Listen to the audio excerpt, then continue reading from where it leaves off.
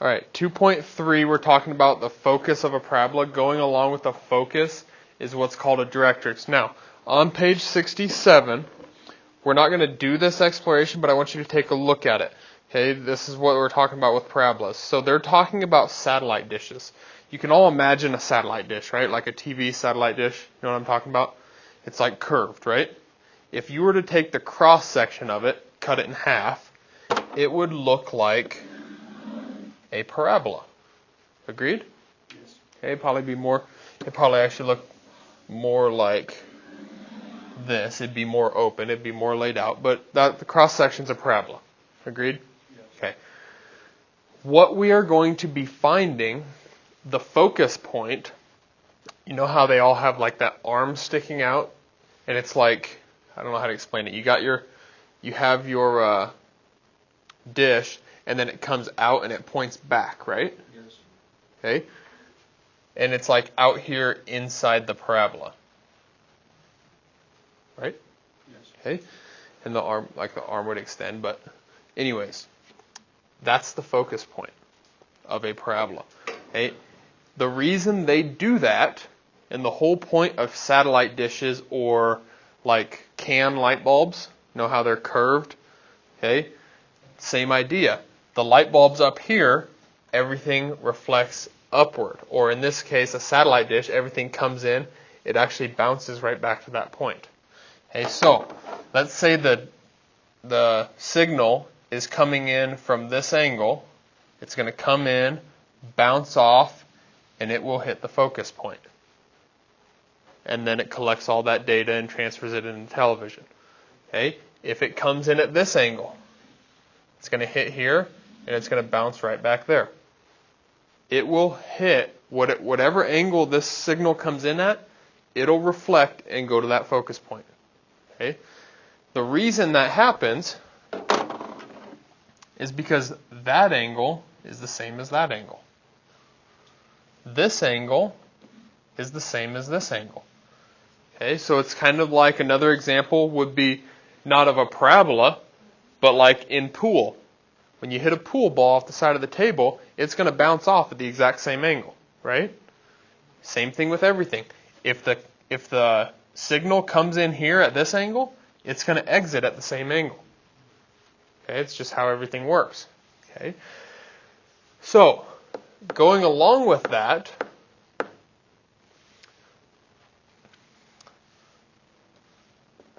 figured that was going to happen.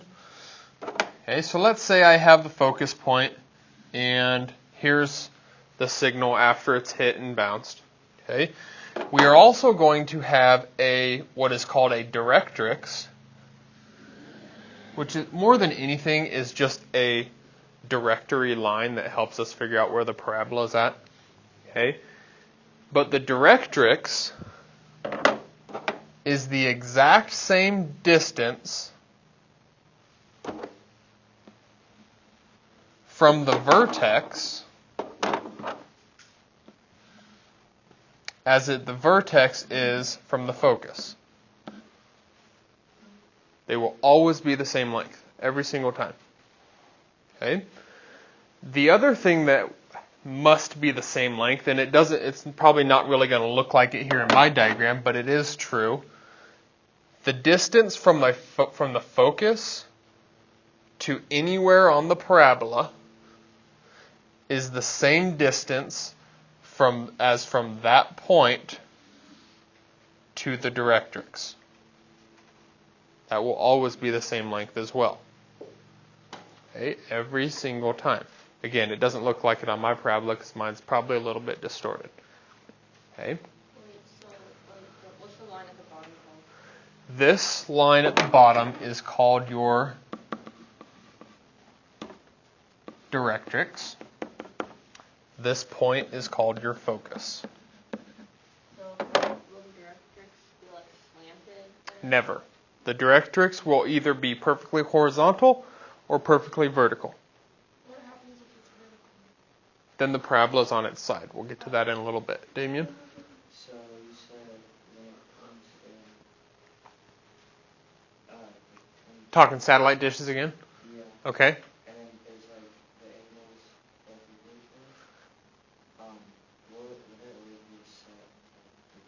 No, we will never talk about the degree at which it comes in. We won't talk about that. You just have to understand that to know and believe me that every time from whatever angle that that signal comes in, it'll bounce back to the focus every time. You just have to understand that those angles are the same. That's why that happens. Does that make sense? So, for example, if this is where everything bounces off to, okay, so if this is signal right here, and a satellite company puts the focus here, they're not going to get any channels, right? Because everything's going to miss. You with me? Everything will come in, bounce, come here. Bounce, come here. They're missing their focus. So they're missing that receiver. Okay? The only one that they will get is the one that comes directly at it and bounces straight back. That's the only signal they'll be able to receive. Does that make sense? So if they were to miscalculate and put the focus in the wrong place, they're not going to get any channels to come in. Okay? So that's the whole science behind satellite dishes and why they do it like that. Same thing with light bulbs. Okay? Like I said, those light bulbs, when you put a can around them, okay, the light bulb sticks out, right? Well, the light is not just coming from just the light bulb. Think about a light bulb. Some people do it in a garage with no cone over it.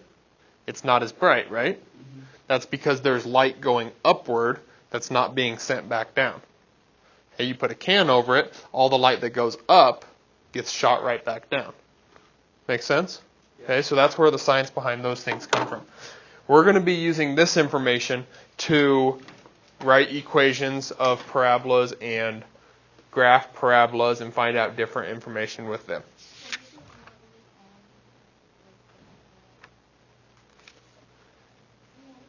It will never be, yeah.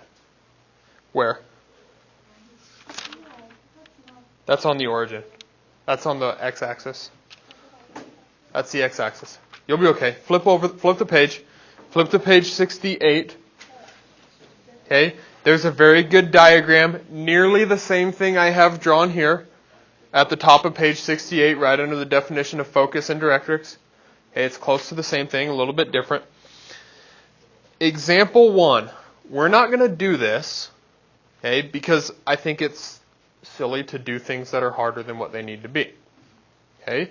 I'm going to explain it to you. Okay, and I've already done some of it. Okay? I've already told you that this is always the same as this, right? No matter where this point is, that segment will be the same as that segment. Always. Okay? So if I were to label these segments A, B, and C, it would be true that segment AB had to be equal to BC, correct? So, the way that you could write an equation of this parabola, let's go ahead and say that this focus is at 0, 3. Okay. That means, first of all, let's think about this. That means that from the vertex, it's up 3 units. Okay. This has to be down 3 units then, because they're the same distance. Agreed? So if that's 0, 3, this is going to be the equation of a line y equals negative 3, because it's got to be down 3 units. Okay, I'm assuming that they told us or stated the vertex was at the origin. If the vertex is at the origin, then that means this is 0, 0. Right? Okay. I have no clue where that point is at right now. Okay, so I'm just going to label it as x comma y. Okay, but I do know this point here is x comma negative 3 because it is on the line that is down 3. Okay. What they are showing you in example 1, like I said, we're not going to go through it, but if you look at that, hopefully you recognize that each side as maybe the distance formula, okay, from last year. Okay, they are solving the distance formula for AB, even with the variables in it, which is okay. And then they are solving the distance formula for BC with the variables still works. And they end up being exactly the same or we know they are the same. You solve that whole thing out, it gives you the equation. Okay? We're not going to spend time doing that because there's a much easier way. But you do need to understand, if you had to, you could do distance formula, set them equal to each other and get the equation. Okay? Now, even on your homework, there's going to be times where it says solve or find the equation of the parabola using the distance formula. Okay? I'm not showing you that way, so do you think on your homework you have to do that way? No. Okay? I don't care whether you can do it that way. As long as you can get the right equation, I'm happy. Okay? That's the whole point, is being able to get the equation. So we might as well take the easy route, right? Okay. So we're going to skip that. Just understand that it is possible to do. Okay. What I want to look at is the core concept on page 69. Okay. In bold there it says standard equations of a parabola with the vertex at the origin. Will these rules work if the vertex is not at the origin? No. Okay, this only works when the vertex is at the origin. Okay, and then the first part says vertical axis of symmetry, which just means that the line you reflect over is vertical, meaning that your parabola is either opening up or down. Okay, and then below that it says horizontal axis of symmetry, which means the line you reflect is horizontal, meaning these are the parabolas that I mentioned a while back, open left and right. Okay, and you can see that there in the diagram on the core concepts. Now, the next thing I want you to do is get this sheet out that I gave you. And look at the very top section on the opposite side of what we have been using. Bingo, right? Standard equations of a parabola with vertex at the origin. That'll be handy, right? Okay, that is exactly what they have here in the core concept. Okay, and then below that, on the left side, it's you use that if it opens up or down, and then on the right side it says opens left or right. Okay, so this is your key for this, and you know that you can use this paper on tests and quizzes. Okay, so that's good. So you'll have the equations here whenever you need them. So, before we start an example, you need to understand that this distance here from the focus to the vertex as a distance, so just like a number, how far it is, that's P, which makes that P as well. Okay, so however far that is away, in this case it's 3, right? So on this specific example, P equals 3. So if I looked over to that equation, I know it opens up. P is positive 3. See where it says equation there on your paper? It says y equals 1 over 4p x squared. If P is 3, the equation is y equals 1 over 12x squared. And you're done. Does everybody understand what I just did there? Yeah. That would be your answer. Okay, I just plugged P in, and I got my answer. Okay, well, let's do an example here. Example 2. I'm going to need a graph here.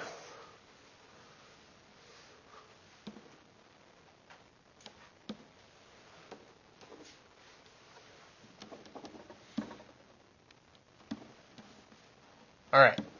So, they give me an equation, negative 2x equals y squared, and they want us to find the focus, directrix, and axis of symmetry. Okay, well, focus, directrix, and the axis of symmetry. Okay. Hopefully, if you didn't already, you will get to the point where you can look at this and you recognize that instead of having x squared like we usually do, we have y squared. right? All the parabola work we have done to this point has had x squared, not y, correct? Okay. What do you suppose that means? It's going to open sideways, left or right. Okay, that's all that means. So basically our x's and our y's are just flipped around, right? Okay, so if I know it's going to open sideways, usually I have y equals x squared. Now I'm going to want x equals y squared, right? So let's go ahead and get x by itself then. What should I do? Divide by -2, right? So x equals 1 over 2 y squared, or y squared over 2. Okay, the reason I wrote it like this is because this matches up with what I have on this paper, right? I have a fraction, and then I have y squared. Does everybody follow what I'm talking about? Okay. Did you have a question, Olivia? Now why isn't it It is. It's not negative because I messed up. Thank you. Okay. Everybody with us? Everybody understand why I wrote it as a fraction and not as y squared over -2? Okay. So now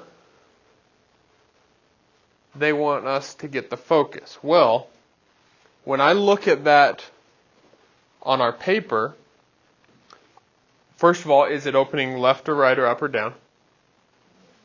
It's either opening left or right, which some of you already said it. It's opening left because it is negative. So that rule where if it's negative it opens down and positive opens up still applies. But if it's negative here it opens left, and if it's positive it would open right.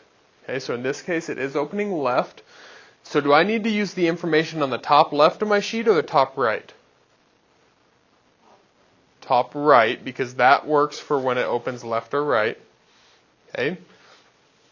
So look where it says focus.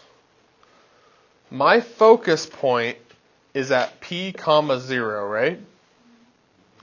So somehow I'm going to have to figure out what p is. Agreed? Okay. On your paper, what is in front of the y squared? On your paper. 1 over 4p, right? So this needs to be equal to what? 1 over 4p. That's how you're going to solve for p. Sometimes you'll be able to just look at it.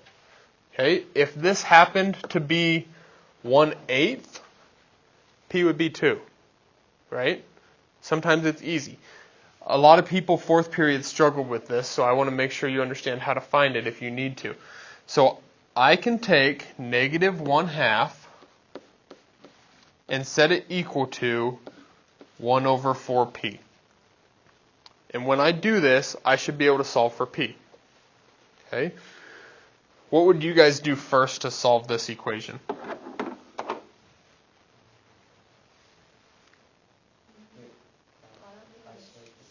something that makes 4 Okay? And that's one way to do it. I want to show you because if this was 1/3, not as easy. Right? So I just want to make sure we understand how to solve this if we had to.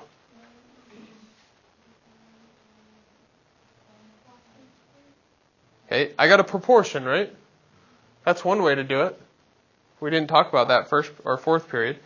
I have a ratio or a fraction equal to another one, right? I could just cross multiply. That'd probably be the easiest way. The way we did it last class is we multiplied by 4p on both sides, and then we ended up dividing by -2. Okay, that would work as well. Okay, but since it is a ratio equal to a ratio, you could definitely cross multiply. It ends up being the same thing. So what is -1 times 4p? -4p equals 2 times 1 is 2. Okay, it's the same thing as doing what we did last class. It's just a little bit different. To get p by itself, divide by -4, I get negative 1/2. Okay? So since P is negative 1/2, based on what we have on our sheet, what is the coordinate point for the focus? Negative 1/2, 0. Okay, again, you're pulling that right off your paper. Okay, your paper also tells you where the directrix is at.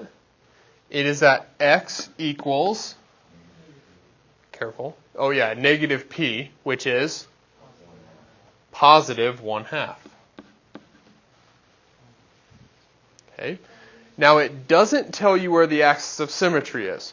Okay, but if we graph these first two, you should be able to tell. So we graph the focus at negative 1/2, 0. And we graph the directrix, which is a line, at x equals 1/2.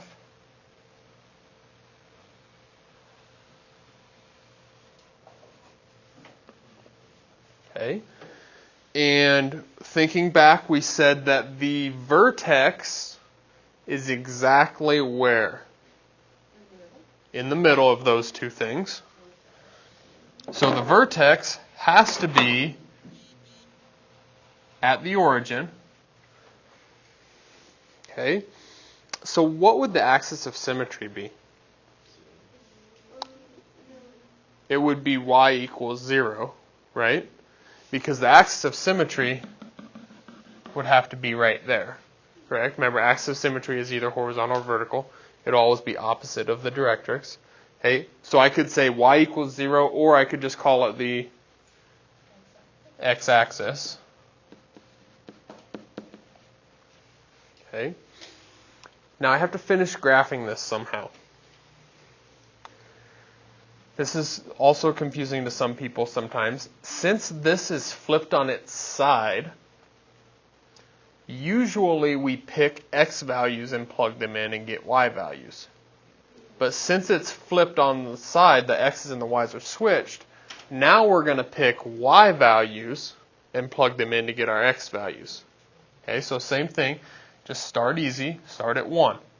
If I were to plug in 1, 1 squared is negative 1/2 times 1, negative 1/2. So when y is 1, x is negative 1/2.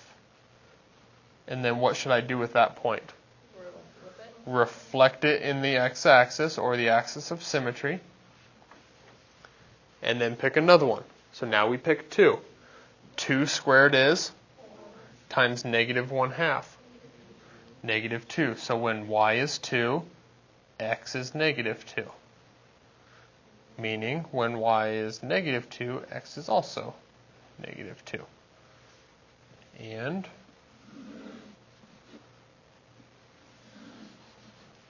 I have my opening left parabola. Okay, so there's a lot of stuff going on with it, but honestly, it all revolves around what variable? P. If you can figure out P, you can write the equation, you can tell me what the focus is, and you can tell me what the directrix is. Okay, that's all based on that sheet. P is the most important variable there. Okay. I want to do one more example, and then I'll let you work on some problems, and we'll finish the lesson tomorrow. Okay. The problem I want to do, and I'm actually not going to, I'm not even going to graph it, because we shouldn't have to. Okay. They give me a parabola.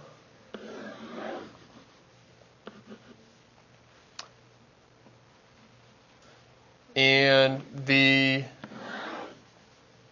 directrix is at y equals negative 2.5x. Sorry, y equals negative 2.5, not x. Just y equals negative 2.5.